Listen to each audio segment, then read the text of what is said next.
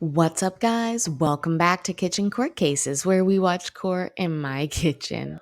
I am hoping that you are doing very well today, and I have a case that comes before you where the judge is sassy, the defendant is confused, the lawyer looks a bit like Steven Tyler. Oh my gosh, it's a bit of a trifecta. I hope you enjoy. Looks like Mr. Fulton's matter is ready to address in the holding cell.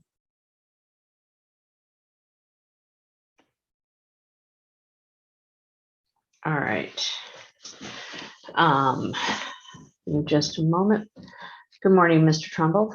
Good morning, Your Honor. Thank you for hearing this matter. All right, there are two cause numbers before me this morning. Cause numbers 3A0426041 is on for, well, it says it's on for pretrial, but we're past arraignment on that. And then cause number 3A0510890 is on for arraignment. Why don't we go ahead and do the arraignment matter first? So, good morning, Mr. Fulton. Morning. You're here for arraignment, so I need to confirm that Timothy Paul Fulton II is your true name. Yes, ma'am. All right. Mr. Trumbull. Thank you, Your Honor. And did the court say this is cause number ending 4541? No, this is the cause number ending in 0890. Are you going to be representing Mr. Fulton on this matter as well? Yes, please. And Your Honor, if I may interject, I think Mr. Trumbull is referencing there was incorrect filings from the city with an incorrect case number that did end in 541. Oh, okay. Thank you. So that has been corrected, and the correct case number is now 380. I'm sorry, go ahead. So he was booked under 0890. And in the police report, the officer referenced that the 4541 was not going to be filed, and it was the 890 is what's filed, but all the city's filings are the 4541. So I don't know if the court wants me to correct that or what the city wants to do with that. Ms. Greenwood. I'll defer. I think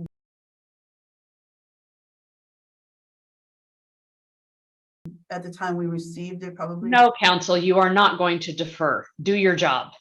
Well, Your Honor, I'm happy. No, counsel, you are not going to defer. Do your job. Well, Your Honor, I'm happy to refile those or to correct those and send those on to the court today.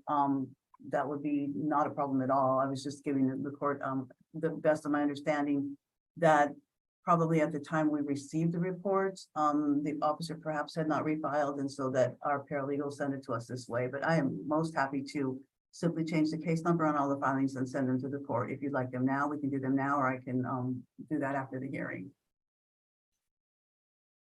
Madam Clerk, which would be easier for you? I am happy to change the case numbers if that is acceptable to all the parties. It wouldn't be a problem at all for us to simply just change those forms and send them over. I'm just inquiring when you'd like to have those. I can ask our real line to do that while I'm addressing this calendar or this hearing, or I can do it right after, as soon as I have the time. Your Honor, if she emails them, I'm probably not going to get to them until after the calendar. All right. Clarifying that the correct cause number is going to be the one ending in 451. Is that what I understand? No, it's the 0890. Okay, that's going to be the correct cause number. All right. may I have the number, please? Yes, it's 3A0510890. 3A0510890. Correct. Okay. That is the arraignment that is on before me on one count of resisting arrest and one count of a protection order violation. Domestic violence. Thank you, Your Honor.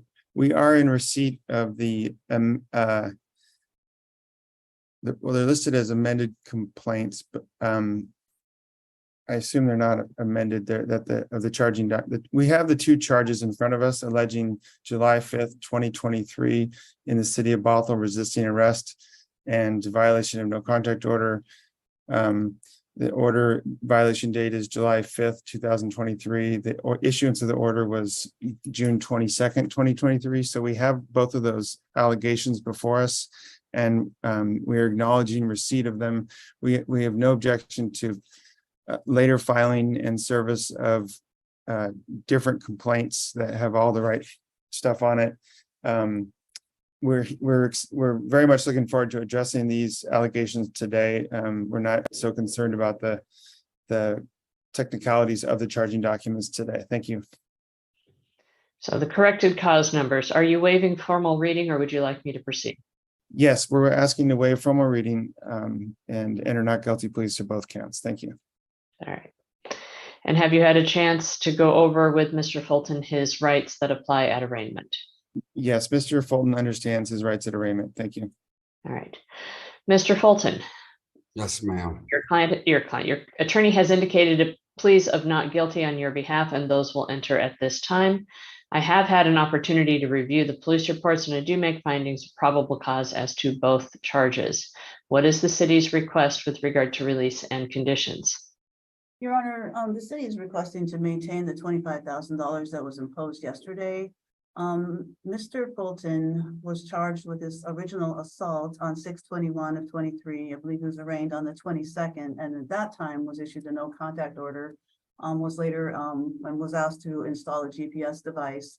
It looks like approximately almost 2 weeks exactly, actually, after that order was issued, Mr. Fulton comes before the court today charged with violating that order. So, it's pretty clear that Mr. Fulton is unable to follow court orders. In addition, Mr. Fulton was ordered to put on a GPS device. He represented to the court that he was moving to Oklahoma. And so based on that, the court granted his request to remove that device. And then noting in the docket, he actually came to the court on, I believe, 7/5, asking for some paperwork to file in King County for I believe it was an anti-harassment order, which he subsequently did file against the victim in this case. But I believe the court then noted that he came into court, he was not in Oklahoma, and set this on for a motion to address that.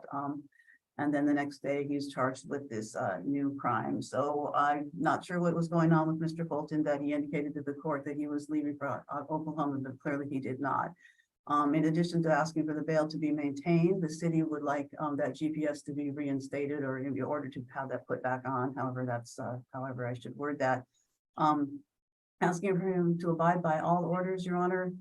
And we have supplied the court with the new exclusion zones that are requested by the victim in this matter. Mr. Trumbull. Thank you, Your Honor. Your Honor, I would urge the court to release him today. He's not in Oklahoma because of the actions of the city today. He was, excuse me, he was arrested just hours before he was supposed to leave. And fortunately, the court did order him on GPS prior to that day. So we can go back. If I can somehow function at a high enough level, we can go back and we can show the court that with court approval, with law enforcement approval, while this case has been pending since June, because that's where he lives, because he was booted out of his place and he's homeless and he sleeps in his car at that.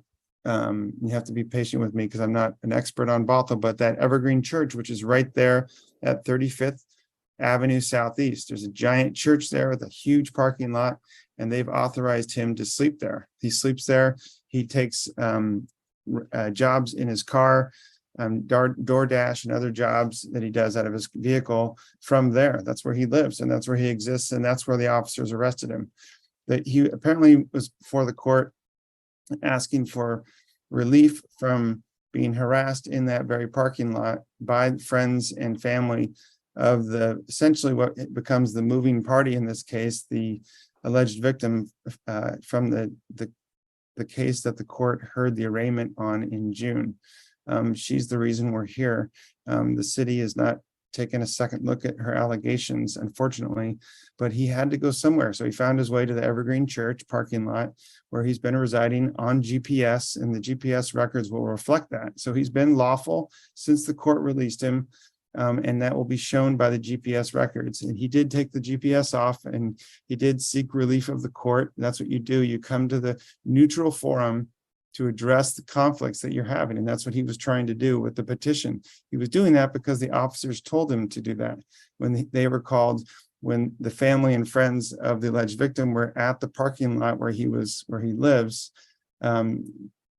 saying and not doing appropriate things with him. The police told them to leave, and they told him to seek a petition for a harassment order. So he was doing what they told him. So he sought judicial relief from the conflict. He was about to go to Oklahoma and address the cases that he has there, avail himself of the judicial process there. So we'd ask for the court to release him so he can, unfortunately, see if he can save his ticket. He missed his flight. He was supposed to be on a flight just a couple hours after he was arrested. I think it was like after just after noon. He was arrested at like 10 in the morning or 10 in the evening. So he missed his flight. And we look forward to addressing the facts of this case when we get before whatever tribunal we can get before he's arrested again. Thank you. Your Honor, may I readdress? Yes, you may. I'm sorry, and I did neglect, I apologize, I did neglect to indicate, and Mr. Trumbull referred to it, that we did submit a few different criminal history representations on Mr. Colton. Initially, when he was charged, the NCIC that I had did not reflect his Oklahoma history. Mr. Lohr went to the police department, and when it was run a second time, the Oklahoma history appeared. So that would, I'd like the court to understand that that's why it wasn't there initially. But what that Oklahoma history shows is that there is at least one conviction of a no contact order violation. The third one that was supplied to the court includes that conviction, but a number of charges that the dispositions are simply just not, it's not clear from the NCIC, the disposition, and that's why they refer to as pending. But you can see, Your Honor, on those forms, he has significant DV history in the state of Oklahoma. It's very concerning to the city. I'd also note that while he may have been getting ready to get on a plane for his representation to the court, we have two witnesses that indicated that he was within 100 and 150 feet of the residence just prior to that, being arrested. When he was contacted by the police, he ran. He didn't stay and speak with him. He resisted arrest by fleeing. But I don't believe that Mr. Trumbull's explanation would explain, even in leaving the state, what reason or cause he would have to go by that apartment where he was seen by two independent witnesses who then informed the victim, who informed the police. Thank you. I'm going to ask for clarification before we have argument back and forth between the attorneys. All right. Ms. Greenwood, what is the location on the police reports? Because I no longer have them before me. The location of this most recent contact. That would have been the apartment address. If I could just have a moment, Your Honor. Offense location. That's it, right? It looks like it's 239. I'm sorry, I have a vision problem up close, so it's a little difficult for me to read this. But it looks like 239.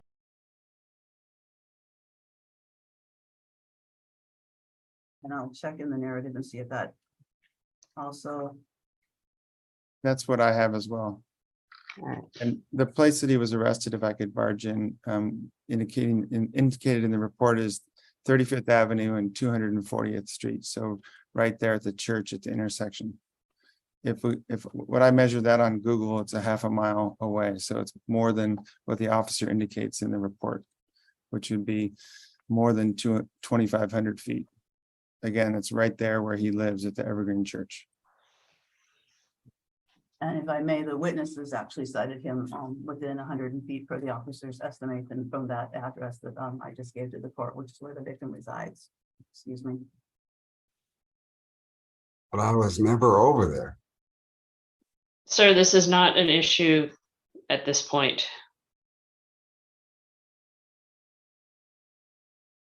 Kevin, Your Honor, one thing may I speak, Your Honor? You may. Your Honor, of course, he has begun to sign up for MRT treatment and for other evaluations. Obviously, he won't be able to do that if he's kept in custody. As the court's aware, he's very interested in addressing his legal issues that are pending. He was gone so far as to buy a ticket. Do we asked- have proof of that? yes. Yes, I was leaving at 12:25 a.m., man. I was out of here. I promise you, I'm trying to follow everything you're telling me to do. Sir, I'm going to have your attorney speak on your behalf. Sorry. Mr. Trumbull. I don't have anything to show the court regarding that, except my understanding is that he was leaving. So he was leaving on, yes, essentially today, just after midnight. Is that correct? It would have been the 6th. It was a couple hours after he was arrested, whatever day he was arrested.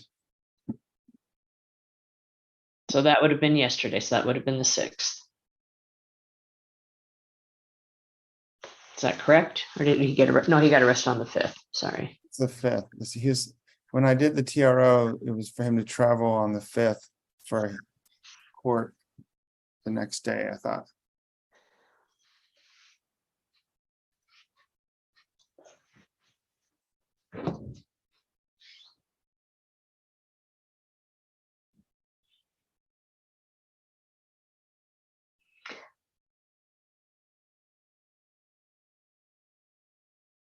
So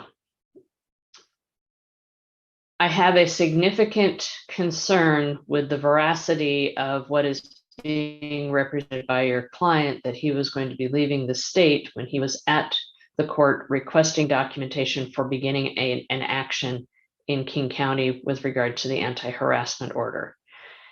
If he were going to Oklahoma, he would not have been able to pursue that anti-harassment order. He would not have been able to attend his court hearings.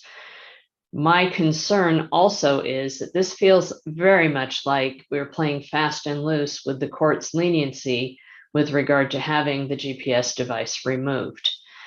The concerns that I have and that I had at the time are not in any way, shape, or form reduced by this new charge being back before me. My concern was and remains that the GPS device was necessary. At this point in time, I have been advised of additional criminal history as well as actions on the part of Mr. Fulton.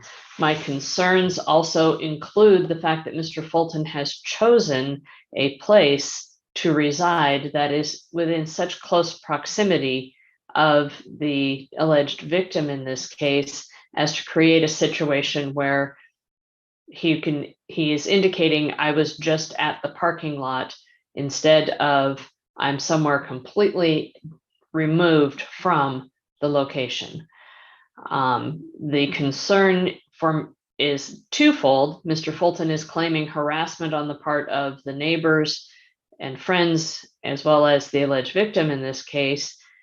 Why put yourself in a situation where you're so close to that harassment, number one? Number two, had the GPS device been on at the time, we'd have a very clear understanding of what actually took place. I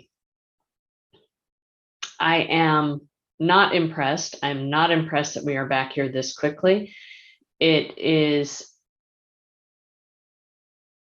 unreasonable for me to believe that somehow these individuals miraculously knew at this particular point in time the GPS device would no longer be on, and therefore could make these accusations. So I am going to grant the city's request. I am going to maintain bail in the amount of $25,000, or set bail, sorry, in the arraignment matter in the amount of $25,000. Mr. Fulton, if you do post bail, you will need to notify the court in person or in writing of any change of address, have no new criminal law violations for which there is probable cause, make an appointment with your attorney, make it to that appointment, make it to your court dates. You will not violate any protective order that is set by this court, and you will have a GPS device installed immediately upon release of confinement, and you will have that GPS device on at any point in time that you are in the state of Washington. If the issue of going back to Oklahoma comes up again, I am going to want to know, going to want to have proof of court dates, and I'm going to want to have travel arrangements, and it will address how much control is going to be placed on whether or not Mr. Fulton is allowed to simply go on his own or if he will need to be escorted. I am not happy. So we'll set the matter for pretrial. Since I have set bail, we'll set the matter for pretrial. Madam Clerk, when will we do that? Will that be next week or the week after? Next Friday, the 14th. Friday, the 14th at 9:30 in the morning by Zoom. We'll see you then. Jury trial on this cause number would be August 14th. Correct. The August trial term. Can I ask a question? I would suggest you ask it of your attorney at this point, Mr. Fulton. Well, they told me to ask the courts from the jail here. Yes. Is it 25,000 is the total bond, or is it 25,000 each charge? What is it? Because they're We showing. have not yet addressed your pretrial matter. This is on your arraignment matter is 25,000. Pretrial matter needs to be addressed yet. So that's cause number 3A0424260041. Ms. Greenwood, I guess first off, Mr. Trumbull, what are we doing on this case? Your Honor, I wondered if we could set both of these matters on for the 21st instead of the 14th. I'm scheduled to be out of the office that day. That the 21st of July. That's fine with me, Madam Clerk. Okay, yes, Your Honor, I made that change. All right, so we'll set it to the 21st. I don't Ms. understand. Greenwood, what is the city's position with regard to the pretrial matter? Your Honor, the city, looks like yesterday the court set this in the amount of 25,000. We are asking the court to maintain that and revoke the PR, and that was previously, I believe it was previously PR'd with the conditions of the GPS as well as the contact orders, asking to revoke that at this time and set bail in the amount of 25,000 for the same reasons we indicated on the other case. Mr. Trumbull? Your Honor, it's all well beyond his means. So 25,000, just one case with 25,000 is probably going to hold him in custody. So we would ask the court to maintain the current status of the first case. Currently, the status is 25,000 because of the violation of the condition of release. And so I'm going to maintain that amount as well. There'll be 25,000 on each. Previously set conditions will remain in effect, and the matter will be set to the 21st at 9:30 in the morning for pretrial, and again to the August trial term. So what does that mean? What At is my bail? $25,000 on each cause number. So my bail is $50,000. At this point in time, yes. So I'm guilty until proven innocent? No, Mr. Fulton, the matter is set. Bail has been set because of my concern for the safety of the community. You can discuss the remainder with your attorney. But how come my classes and my AA don't matter? I've been doing a hell of a lot of work to try to make sure I'm doing what the courts say, and they're just being ignored. Mr. Fulton, at this point in time, your bail is set as I've indicated. This matter is concluded. You may discuss with your client, with your attorney, any other questions that you have. We'll see you on July 21st at 9:30 in the morning. If you do post bail, you will need to appear at that time by Zoom. Thank you for the court's time, Your Honor. Appreciate it. Sorry, dude. All right, sir. He said he's talking. Mr. Fulton. Oh, my lawyer's talking. No, we're done. Thank you for the court's time. Goodbye, everyone. Well, guys, what did you think about that? I don't think the defendant was very happy at the end, but it is a very serious thing to be violating a TPO, temporary protective order. It's, what did the judge say? Made her not happy. Anyways, let me know what you guys think in the comments down below. Also, if you enjoyed this video, I will pop a card up shortly for another video from this same judge where a woman tries to get her alcohol bracelet removed. Thanks for tuning in. Hey, don't be a dick. Give the like a click. Bye.